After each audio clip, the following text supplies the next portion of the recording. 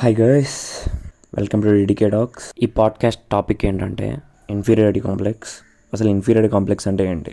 Inferiority complex is when you feel deep in your core that you are not as good as other people. అంటే ఈ feeling రియాలిటీని తప్పుగా imagine చేసుకోవడం వల్ల రావచ్చు. ఒక చిన్న ఎగ్జాంపుల్ ఏంటంటే, ఇది నిన్ను సెల్ఫ్ కాన్షియస్ అయ్యేలాగా చేస్తుంది. ఐ మీన్ లైక్ లైఫ్లో వెనుక పడిపోయామే అని థింక్ చేస్తుంటాం కదా, దాన్ని ఇన్ఫీరియర్ కాంప్లెక్స్ అంటారు. Often it make you feel worthless, అంటే దేనికి పనికిరామేమో అనిపించేలా చేస్తుంటుంది. అసలు ఇన్ఫీరియర్ కాంప్లెక్స్ రావడానికి కారణాలు ఏంటో తెలుసా?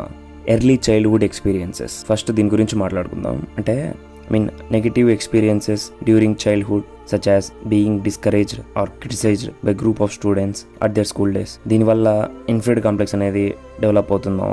ఎట్లా అంటే, ఒక గ్రూప్ ఆఫ్ స్టూడెంట్స్ ఒకరిని టార్గెట్ పెట్టుకొని, వాడు చాలా ఇన్నోసెంట్గా ఉంటాడు, సైలెంట్గా ఉంటాడు, వాడిని టీస్ చేయడం, వాడిని ఎగతాళి చేయడం, వాడినే టార్గెట్ పెట్టుకొని వాని మీద కామెడీ చేయడం, ఇలా వానిపైన ఎన్నో రకాల దాడులు చేస్తుంటారు.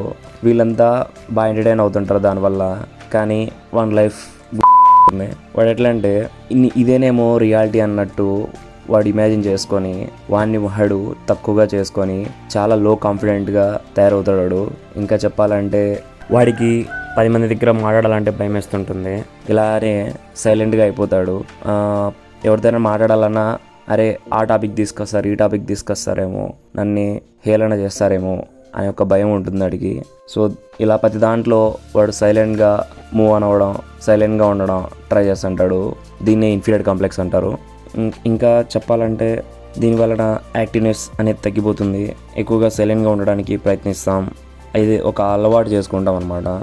ఇంకొక రీజన్ ఏంటంటే, పేరెంట్స్ మన పైన ఓవర్ బేరింగ్ ఎక్స్పెక్టేషన్స్ పెట్టుకోవడం వల్ల కూడా ఇన్ఫీరియర్ కాంప్లెక్స్ పెరుగుతుంది. అంటే చిన్నప్పుడు పిల్లల యొక్క పేరెంట్స్ ఎక్కువగా డిమాండ్ చేయడం, అంటే మంచి మార్క్స్ తీసుకురావాలి, ఫస్ట్ క్లాస్లో పాస్ అవ్వాలి, ఫస్ట్ ర్యాంక్ తీసుకురావాలి, ఇలా అని చెప్పి పేరెంట్స్ పిల్లల్ని ఫోర్స్ చేస్తుంటారు. సో ఇలా హ్యూజ్ ఎక్స్పెక్టేషన్స్ పెట్టుకోవడం వల్ల కూడా వానికి ఇన్ఫీరియర్ కాంప్లెక్స్ పెంచేస్తుంటారు పేరెంట్స్. ఇంకొక రీజన్ ఏంటంటే సోషల్ కంపారిజన్. అసలు సోషల్ కంపారిజన్ ఏంటో తెలుసా? చిన్న ఎగ్జాంపుల్ చెప్తా.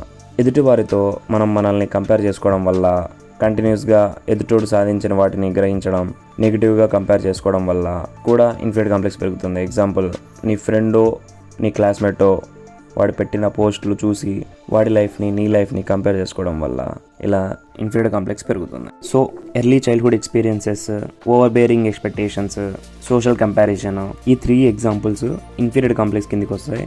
సో మీకు అర్థమైంది అనుకుంటా. ఇలా చిన్నప్పటి నుంచి ఇన్ఫీరియర్ కాంప్లెక్స్తో బాధపడిన వాళ్ళు చాలామంది ఉంటారు. మీకు ఒకటే చెప్పగలను నేను, ఏది మీరు నెగిటివ్గా ఆలోచించకండి. నెగిటివ్గా ఆలోచిస్తే లైఫ్ అనేది చాలా రిస్క్లో పడుతుంది. మీ లైఫ్లో పాజిటివిటీ లేకుండా అయిపోతుంది. So be dare. ఇన్ఫీరియర్ కాంప్లెక్స్కి ఒక్కటే సొల్యూషన్, రియాక్ట్ అవ్వండి, చాలా అంతే. Just react. Okay then, bye.